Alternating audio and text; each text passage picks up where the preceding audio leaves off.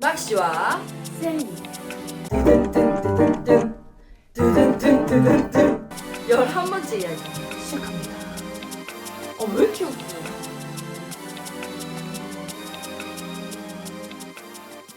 어떤 사람이 구급대원으로 일했을 때 일이에요. 급하게 사고 신고를 받고 현장으로 갔는데 사고 난 차에서 불이 붙어서 운전자가 못 빠져나와서 거의 죽을 고비가 된 거예요. 그래서 급하게 구급차에 싣고 병원으로 갔어요. 근데 병원 밝은 데서 보니까 생각보다 상태가 훨씬 심각한 거예요. 이런 말 하기 좀 그렇지만 막 고기 타는 냄새, 머리부터 발끝까지 다 새까매져 있어가지고 의사들, 간호사들 다 보면서 가망 없는데 이거? 너무 심하다. 어떻게 이렇게 됐어? 막 이러면서 막 말을 하기 시작한 거예요. 주사도 놔야 되는데 혈관도 못 찾아요. 피부가 까매져서. 의식은 있는데 이거 안 되겠다 이러면서 막 자기네들끼리 말하는데 갑자기 그때 환자가 저는 죽는 겁니까? 이러는 거예요. 알고 보니까 그 의식이 있어가지고 다 듣고 있었던 거예요. 그래서 좀 안타까운데 죽기 몇 시간 전까지 계속 저는 죽는 겁니까? 심각합니까? 이렇게 물어봤대요.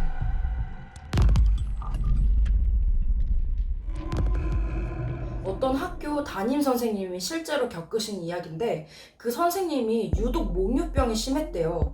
그래서 자고 일어나면 막 딴 데 가 있고 자기가 문 열고 밖에 나가고 이런 느낌? 근데 이제 그 선생님 집 구조가 그 만화에 나오는 짱구의 그 빌라 같은 집에서 살고 있었어요. 그러니까 빌라에서 바로 나가면 도로가 있는 거예요. 근데 그 선생님이 그날도 공부를 하다가 잠에 빠졌는데 갑자기 엄마 아빠가 밖에서 우는 소리가 나가지고 창문을 이제 열어서 봤대요. 근데 그 잔디밭 밑에서 엄마 아빠가 자기 영정사진을 들고 막 오열을 하고 있었던 거예요.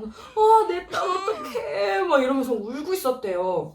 근데 그 선생님이 너무 당황해가지고 무슨 일이지 하고 뛰어나갔는데 그 순간에 어디서 이상한 소리가 나는 거예요. 딸랑 딸랑 딸랑거리는 사람들이 상여 메고 지나가면서 종 치는 거 있잖아요.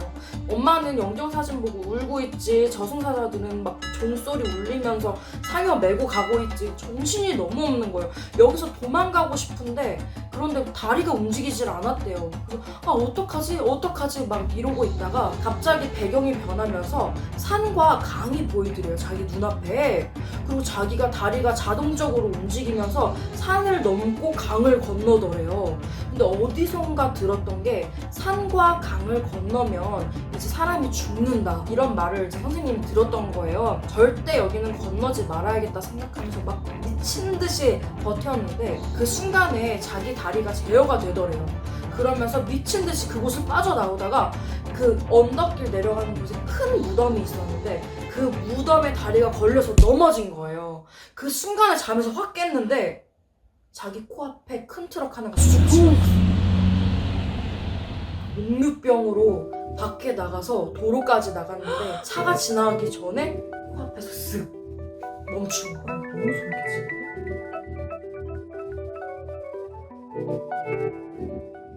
비 오는 날 산책하는 걸 좋아하는 사람이 있었어요.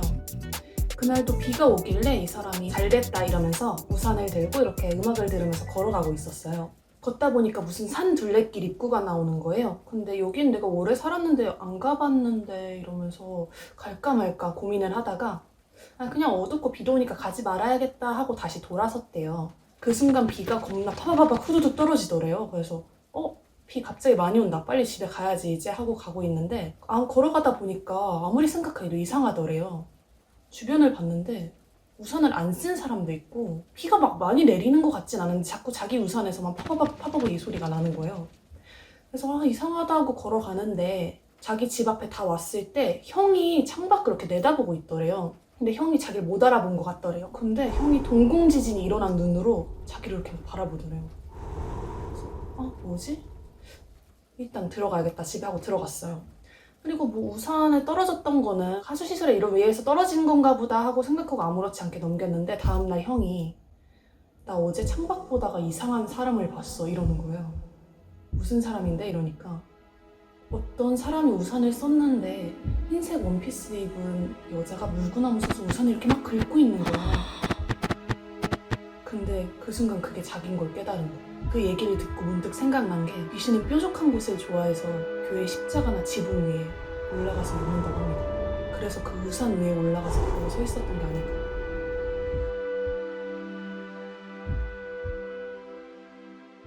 이 이야기는 실제 간호사로 근무하던 사람의 이야기입니다. 그 병원에는 상당히 유명한 꼬마아이가 있었대요.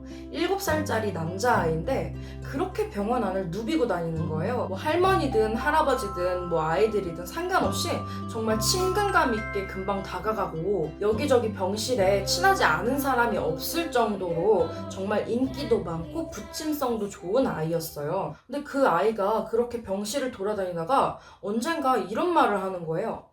나 이제 병실 중에 모르는 데 없어요.